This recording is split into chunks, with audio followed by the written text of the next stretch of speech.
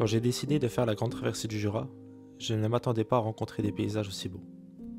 On pense à explorer le monde, mais bien souvent, on connaît que très mal notre propre région. C'est pourquoi pour cette aventure j'ai décidé de partir explorer mes montagnes, les montagnes jurassiennes. La grande traversée du Jura s'étale de Mandeure jusqu'à Culot, pour une distance d'environ 430 km. Pour cette aventure, j'ai décidé de partir seul, en autonomie avec ma tante.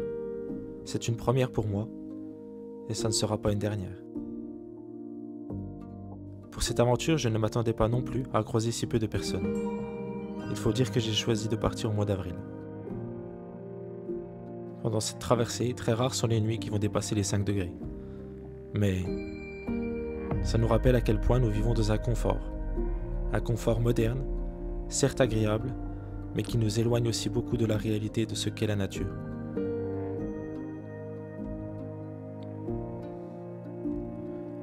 Enfin, je vous en dis pas plus, et je vous laisse apprécier cette grande traversée du Jura.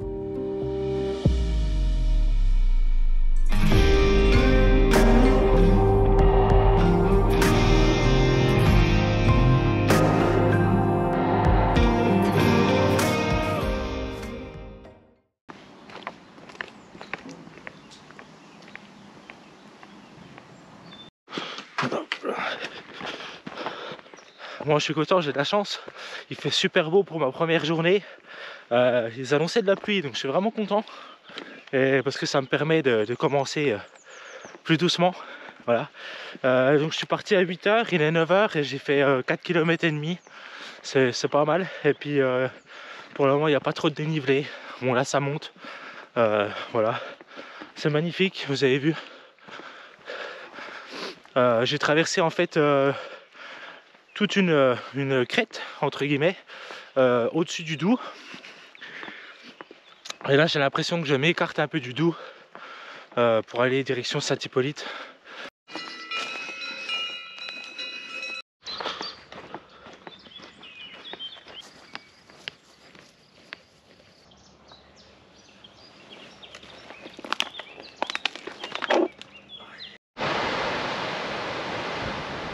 Ça monte bien sec. J'y suis allé, quoi, j'ai bourré, et puis là ça y est, c'est tranquille. Mais c'est le sentier des Roches après Pont-de-Roide. Ouais, c'est pas mal raide, pas mal physique, ça fait du bien. C'est la première vraie montée que j'ai. Entre guillemets, il y avait eu des montées, mais pas à ce point. Pont-de-Roide, il y a des coins super beaux, puis il y a d'autres coins dans le village pas très jolis. C'est vraiment un mix des deux. Bon, l'avantage c'est que ça m'a permis de refaire le plein d'eau, etc. Donc c'est cool. Ma première journée n'a pas été de tout repos, surtout pour mon esprit. Certes, j'avais déjà pratiqué des randonnées longue distance, mais je n'étais jamais parti seul. Alors vous imaginez bien le nombre de questions qui me venaient à l'esprit. En es-tu capable? Tu vas dormir où? C'est long 15 jours. Faut que tu gères ton eau, faut que tu gères ta nourriture. Enfin. Mais le plus compliqué allait seulement arriver en début d'après-midi.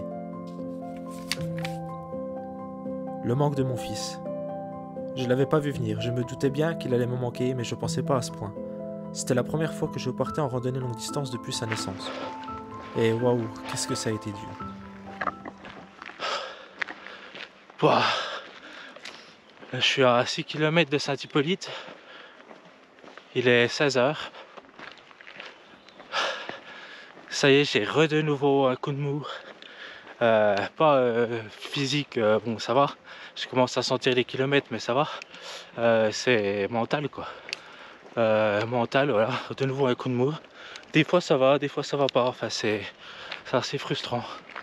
Mais j'espère que ça ira mieux les prochains jours parce que c'est pas forcément simple. Pas forcément simple à gérer. Enfin c'est une première donc forcément. Voilà. Bon du coup j'ai mangé lyophilisé, les lyophilisés de chez Decathlon, pas de bolognaise, ils sont vraiment super bons ceux-là. Et puis bah là je vais me coucher, je suis KO, la première journée m'a achevé. Donc là je vais me coucher, il est quelle heure? Il est 7h30. Enfin, je vais me coucher, je vais pas dormir tout de suite, mais disons que je vais me reposer les jambes, etc. Et puis voilà, voilà. Et puis du coup, je vous dis bah à demain. Salut. Voilà, petit tour du propriétaire, où c'est que j'ai dormi. J'ai passé une super nuit, franchement une super nuit. Je me suis réveillé quelques fois, mais c'est parce que voilà, j'étais mal positionné, etc. Mais sinon j'ai vraiment bien dormi, ça a été super calme, pas de bruit. Pourtant il y avait une route un petit peu plus haut, mais bon c'est une route vraiment, il y a peut-être eu une voiture qui est passée dans la nuit, grand max. Là j'ai tout préparé les affaires, il est quelle heure? Il est 6h30. Et puis bah je prépare la tente, etc. Puis je pars d'ici 5 minutes, j'ai déjà déjeuné, etc. Et puis là c'est parti, direction Goumois, voire peut-être un petit peu plus. Ah, j'ai chopé des coups de soleil. Et puis voilà, là ça va mieux qu'hier, j'ai bien dormi, etc. Donc là je suis super pressé de reprendre la route. Et puis voilà, je vous dis à tout à l'heure du coup.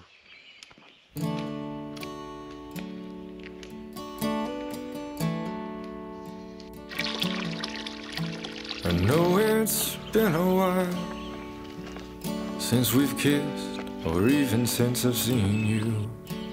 And once again we went too long without talking.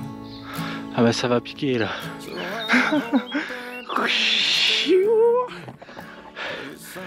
Waouh.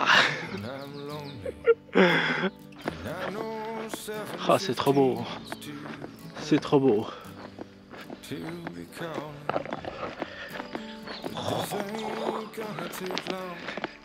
Magnifique. Ah c'est trop beau, putain.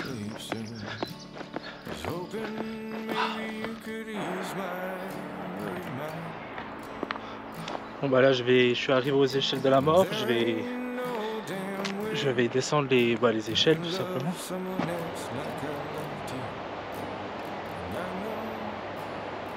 Bon bah voilà, je vais vous laisser là pour le jour 2 du coup.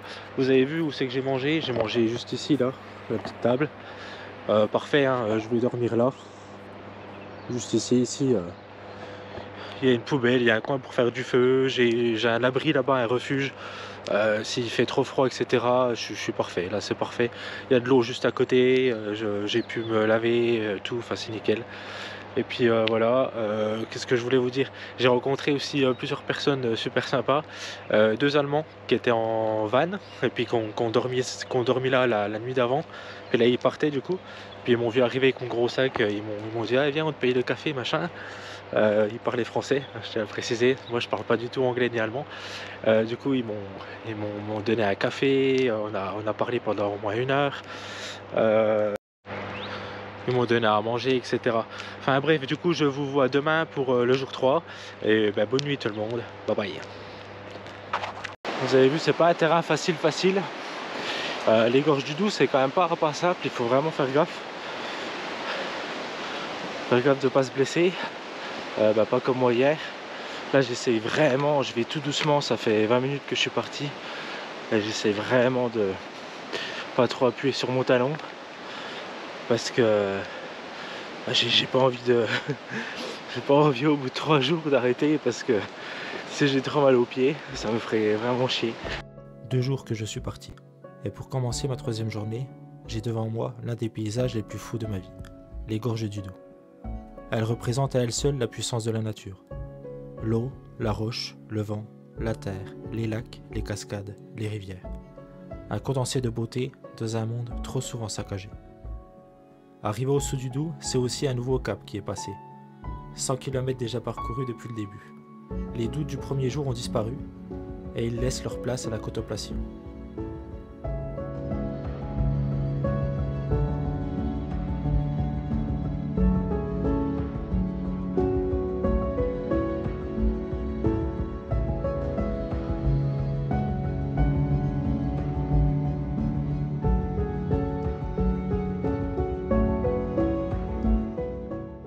En fin de journée, une bonne nouvelle arrive à mes oreilles. Mon père me rejoint pour 2 jours de marche avec moi à partir de Villers-le-Lac.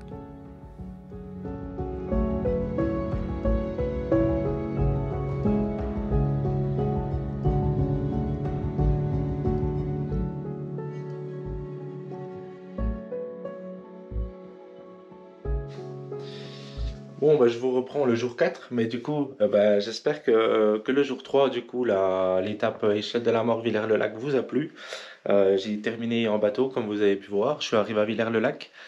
Et ensuite, j'ai pris un hôtel, c'est l'hôtel des Cygnes à Villers-le-Lac, pour pouvoir voilà, recharger les batteries de la GoPro parce que j'avais plus de batterie, pouvoir faire une bonne lessive, me laver, etc.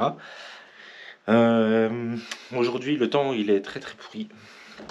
Là, c'est le jour 4. Le temps est très très pourri.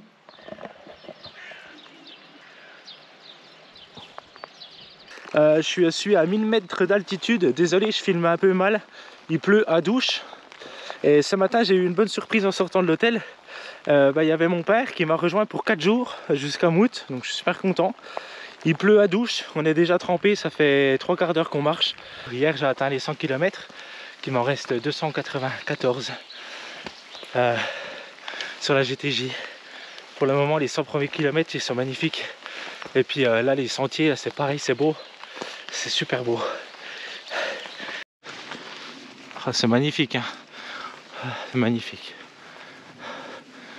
Pas grand chose à dire à part que c'est sublime.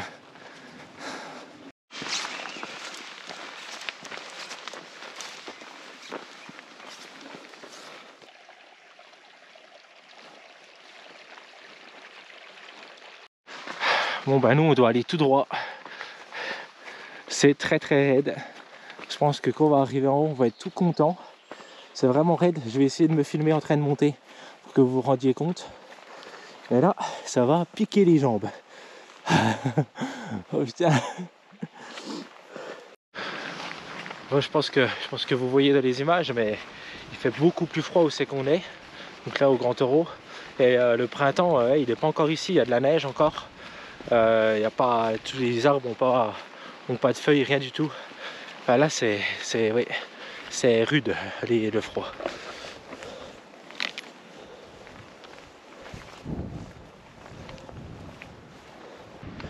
Donc là on arrive au Grand Taureau, il fait très très très froid, on va pas rester longtemps. Voilà, vous avez le château de Joux juste ici, sublime. Et le lac Saint-Point qui est derrière la forêt que vous avez, qui se trouve derrière le château de Joux, et le Mont d'Or qui se trouve ici. Vous savez qu'il y a Mont d'Or. Voilà.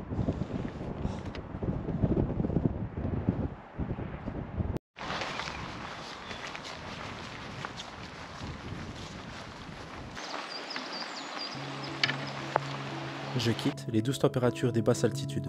Ce coup-ci, je ne descendrai que très rarement sous les 1000 mètres.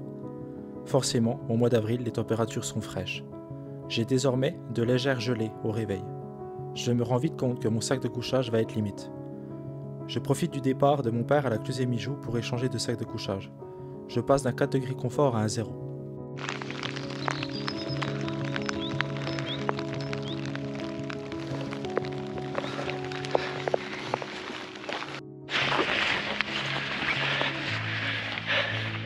Il pleut toujours. Je suis à 4 km des hôpitaux neufs. Et je sais pas pourquoi. J'étais en train de monter, en train de marcher. Et je sais pas. Je suis heureux en fait. C'est un truc de fou. Je peux pas décrire le sentiment. C'est très dur. Physiquement, il pleut, tout. Mais en fait, la vie, je crois que c'est con, mais c'est ça, putain. C'est trop beau, c'est trop bien. Je suis au milieu de nulle part.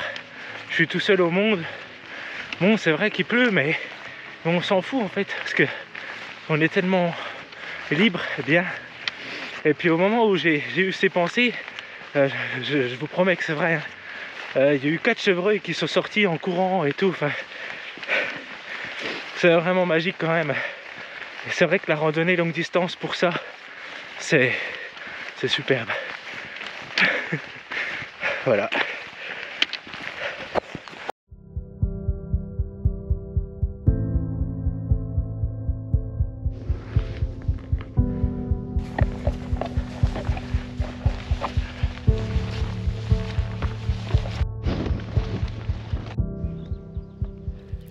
À partir de là, je sais ce qu'il m'attend, l'une des plus belles vues de cette traversée. J'arrive au sommet du Doubs, culminant en 1463 mètres. Le Mont d'Or.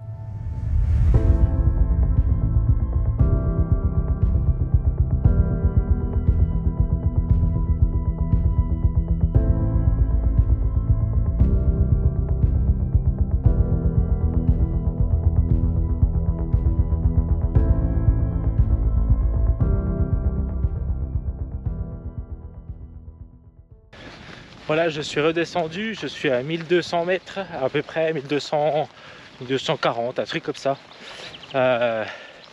Donc direction Mout, ça va super bien, c'est magnifique. Le sentier après le Mont d'Or qui mène à Mout, donc le sentier est vraiment entre le Mont d'Or et Mout là. Pour le moment, il est sublime. Bon bah voilà tout le monde, là je suis à la source du Doubs.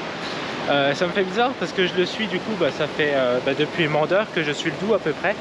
Et là je suis à ses débuts en fait, tout simplement.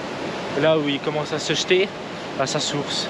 Et du coup ça fait bizarre de se dire que je l'ai suivi tout le long. Et là voilà, je vois où il commence. Je vais vous montrer, c'est sublime.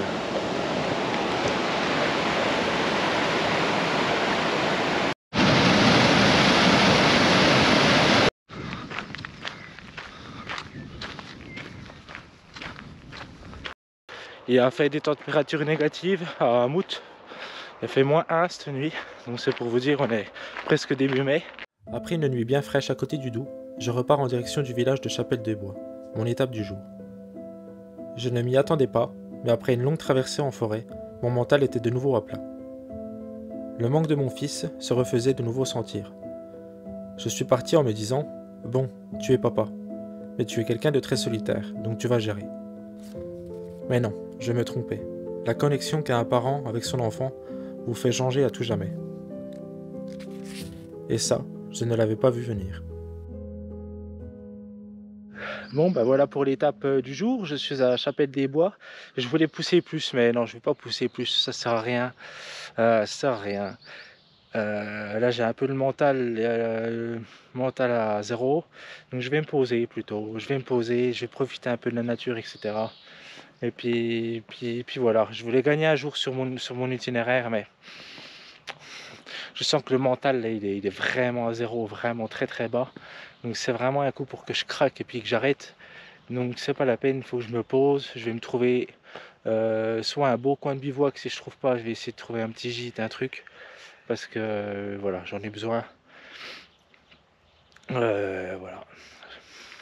Et du coup, je vous dis soit tout à l'heure, je vais vous montrer soit le bivouac, soit le gîte que j'ai trouvé. Voilà, tout à l'heure, du coup, là, je vais aller manger, comme d'hab, emmental, saucisson, pain, enfin voilà. À toutes. Bon, j'ai rien trouvé pour bivouaquer dans le village. J'ai hésité à un endroit, mais c'était pas top. Et bon, j'aurais bien aimé parce qu'il y avait les toilettes juste à côté, les toilettes publiques juste à côté, donc eau potable. J'aurais pu me laver bien comme il faut ce soir, etc. Mais bon, non. Et puis bon, là, je repars direction Bellefontaine, du coup. Faut que je fasse gaffe parce que bon, il y a des tourbières, donc tourbière égale pas de bivouac possible. Hein. Donc voilà, là, je suis. Je verrai bien, le but là c'est pas de marcher, le but c'est vraiment de trouver un bon bivouac et puis je m'arrête dès que j'ai trouvé quelque chose, je m'arrête parce que j'ai plus du tout envie de marcher. Là j'ai envie juste de me poser et de rien faire, voilà, pour pas trop réfléchir, juste poser, rien faire, pas réfléchir, voilà. Bon, ça y est, j'ai trouvé le bivouac pour ce soir. Je vais me mettre juste ici, je vais vous montrer, je vais me mettre là. J'ai monté la tente du coup, c'est tout bon, je me suis mis là un petit moment. Voilà. Ça fait du bien, je me suis bien reposé. J'avais un peu mal au dos, là ça va mieux, j'espère que je vais passer une bonne nuit. Et du coup...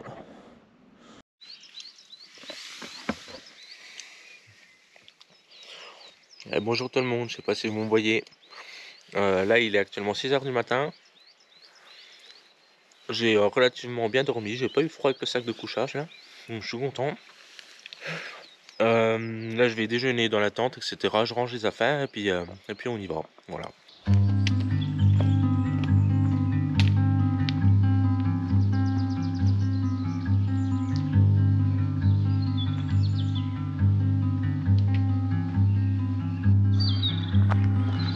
Ah, voilà une belle montée.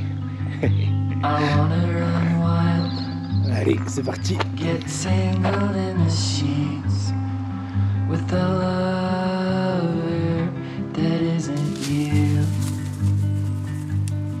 'Cause I was on my own when you were by my side.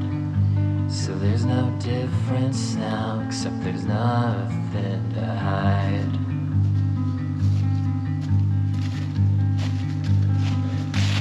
Let me go on without you. Let me go on without you.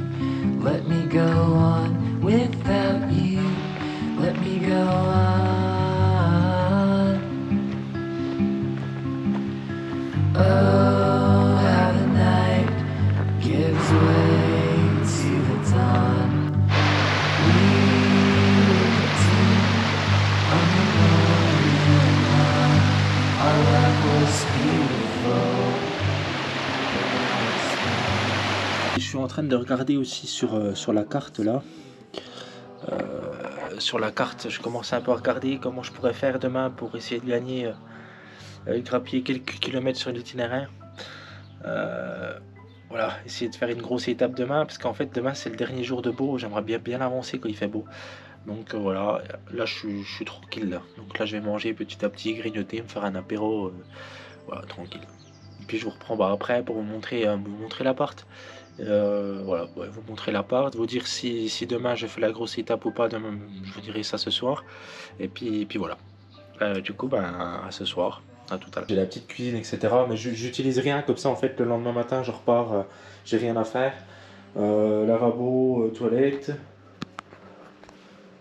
Et puis voilà, là je suis installé ici. Là je profite, je suis en train de vider mes poubelles. Bon, j'ai préparé le repas du soir. Là j'ai la carte que je vais un petit peu regarder. Voilà. Voilà, donc je vais même pas dire moi ce que je fais quand je prends un truc comme ça et puis qu'il faut faire le ménage après. Pour pas perdre du temps le matin, je prends mon sac de couchage, je me fous là et puis en fait comme ça j'ai rien à faire quand je pars.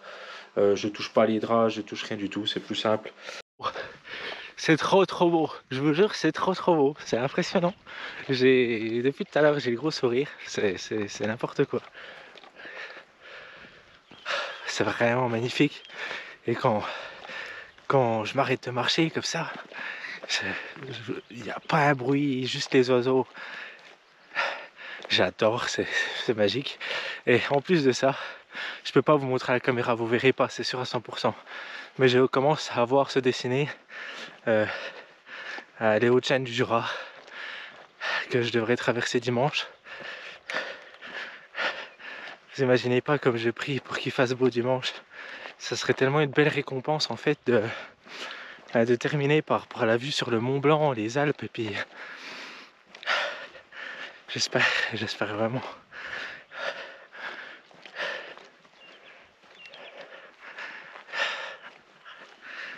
Bon, allez, continue.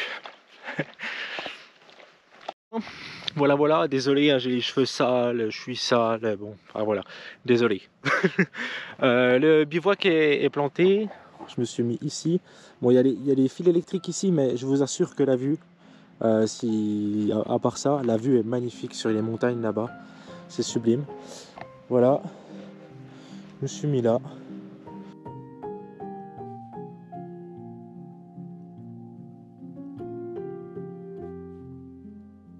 Je me demande parfois si certains lieux ne sont pas remplis d'une énergie que nous êtres humains ne pouvons comprendre.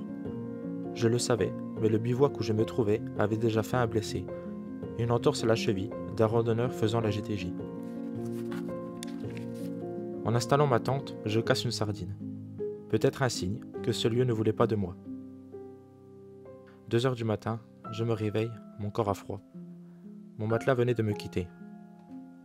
Un fort vent venait de se lever, et à ce moment-là, je compris ce que j'avais refusé de comprendre en début de soirée. L'endroit où je me trouvais ne voulait pas de moi.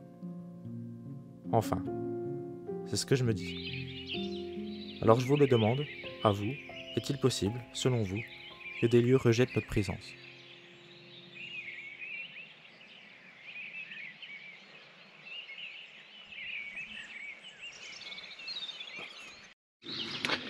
Je vous reprends pendant que le terrain est un peu facile.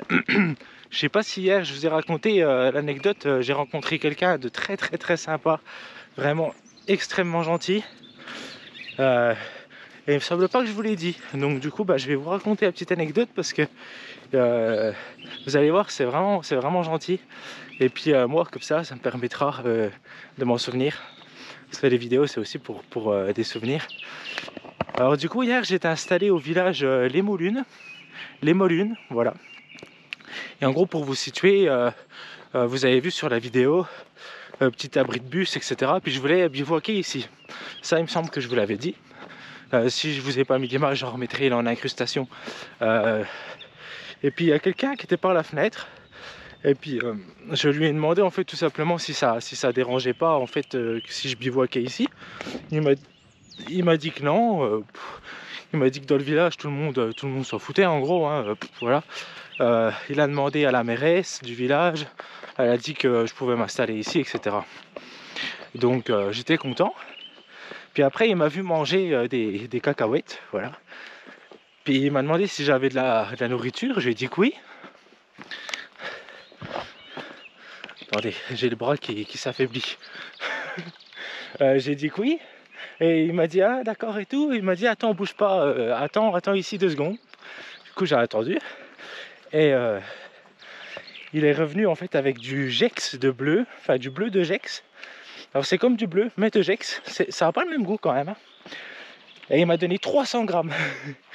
300 grammes de fromage. Et j'ai dit non pas tout ça. Enfin, voilà. Et puis il m'a dit ah ouais, je travaille là-bas, j'ai des meules chez moi. Il m'en a donné 300 grammes. Voilà, petite anecdote, super cool. Oh, le chemin là pour descendre à Lelex là. On a vraiment une bonne vue sur toutes les hautes chaînes du Jura. C'est magnifique, c'est impressionnant. C'est vraiment beau. De se dire qu'on va être tout là-haut, c'est vraiment beau.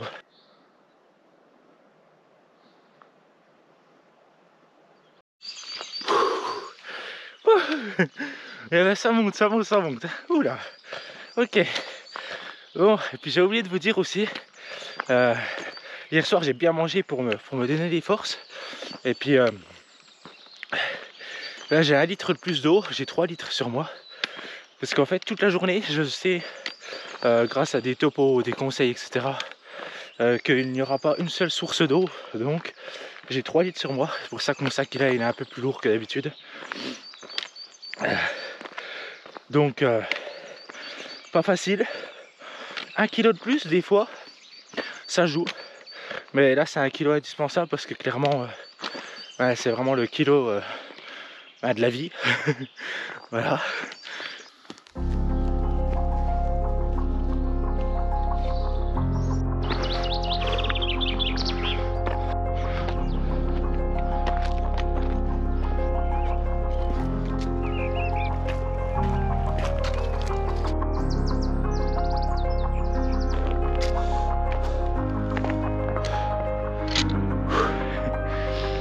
C'est beau.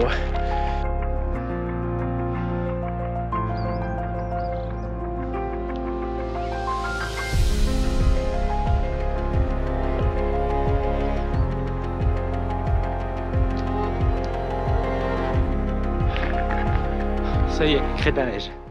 1720 mètres. Ça y est, je suis sur le toit des montagnes du Jura. Je suis content, même si j'ai pas la vue, je suis content. Je vais vous montrer.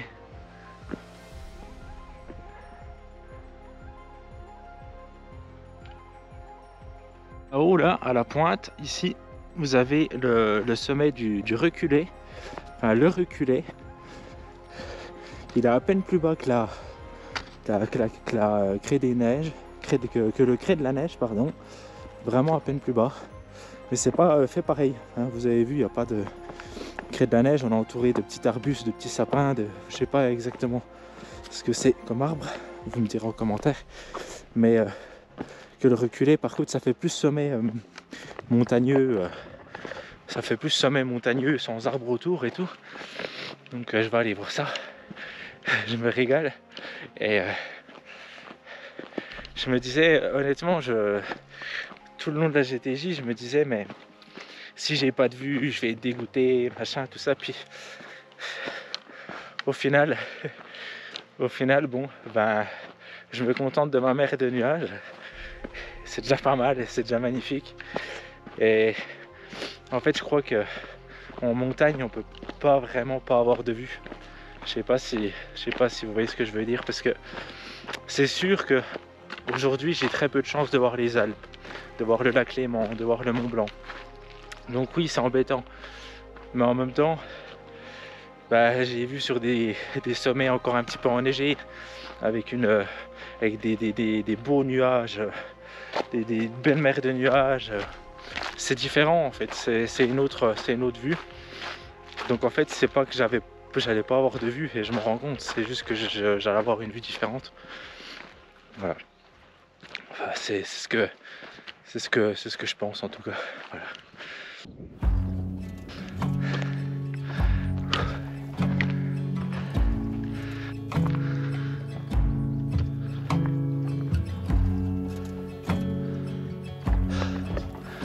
Le reculé, 1719 mètres. I make my way down through this weary bay, grasp for a while. The storm is passing by. I start to stare. What am I doing? I should be standing strongly and firmly, grabbing my chair tight as I stumble. Raving circus, won't you crumble? Bon, je suis bien arrivé à Moncières. Du coup, je vous dis à demain pour la suite de la GTJ. J'ai le soleil en pleine tête, mais je me repose. Bon, j'espère que l'étape vous a plu. Je vous dis à demain, du coup, pour les plateaux du Retors. Salut tout le monde. Bon. Bonjour tout le monde, bienvenue pour le jour numéro 11 ou 12 sur la GTJ.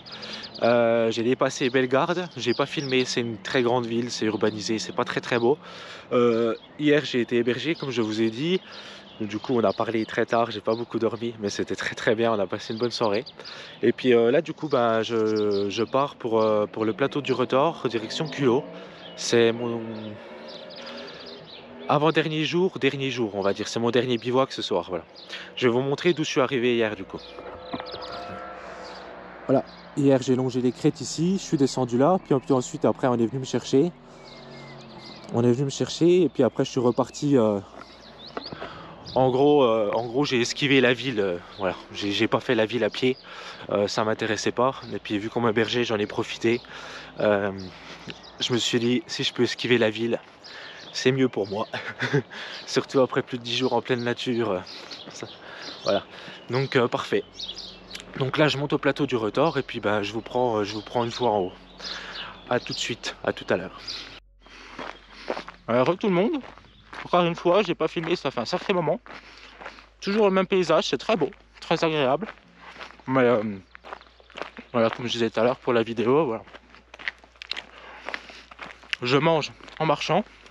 Et comme j'essaye vraiment de faire l'étape en une fois, je mange en marchant et puis j'aime bien. Je le ferai pas tout le temps, mais ouais, pourquoi pas. Enfin, vous voyez, quand on n'a pas trop envie de s'arrêter, etc. Pourquoi pas. Faudrait creuser le truc. Je vous montre. Là, j'ai de la chance avec le soleil, il est en train de me cramer les yeux. Devant moi, le Grand Colombier, donc le dernier sommet, le sommet de la GTJ. Je crois qu'il est à 1588 mètres, si je dis pas de bêtises. Je crois que ça doit être quelque chose comme ça. Je vous montre tout de suite. Juste là-haut, il y a la croix du Grand Colombier. Ensuite, je longe les crêtes du Grand Colombier pendant je sais pas trop combien de temps. Puis après, je descends à Culot, parce que Culot en fait se trouve devant. Puis c'est la fin. Voilà. Bon, dit comme ça en caméra, la caméra c'est facile, mais dans la réalité, il y a encore un petit peu de chemin. Voilà. Bon allez, je vous dis à tout à l'heure du coup.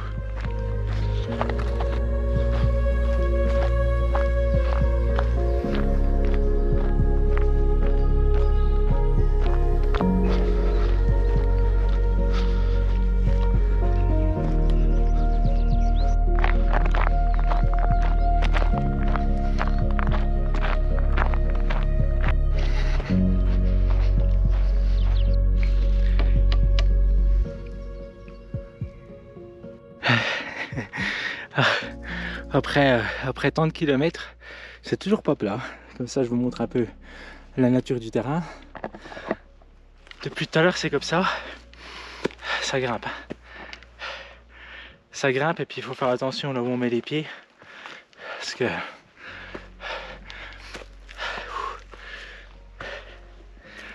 ça va, ça aurait été ce matin. Mais là, avec la journée déjà dans les pattes, c'est pas facile. C'est pas facile. Mais bon, j'arrive au bout. J'ai vu un panneau 4 heures culot. Donc bien pour la GTJ pédestre. Vu que je suis fatigué, je vais peut-être mettre 5 heures. Mais dans 5 heures, ma grande traversée du Jura est finie.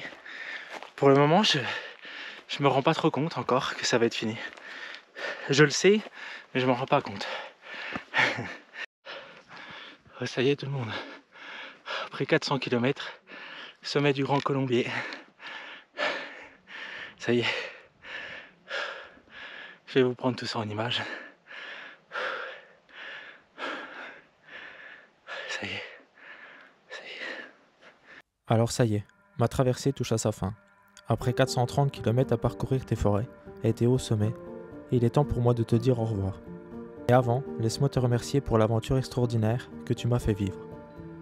Quand je suis parti, je n'imaginais pas que tu regorgeais d'autant de merveilles et de diversité. À travers toi, j'ai pu découvrir tant de choses sur moi. Et s'il y a bien une chose que j'ai apprise, c'est que mon amour pour la nature était bien plus fort que je le pensais. Me retrouver immergé dans ton immensité m'a changé à tout jamais. Alors grâce à toi, j'ai réalisé ce que j'avais réellement envie de faire de ma vie. Alors mille merci, mon Jura.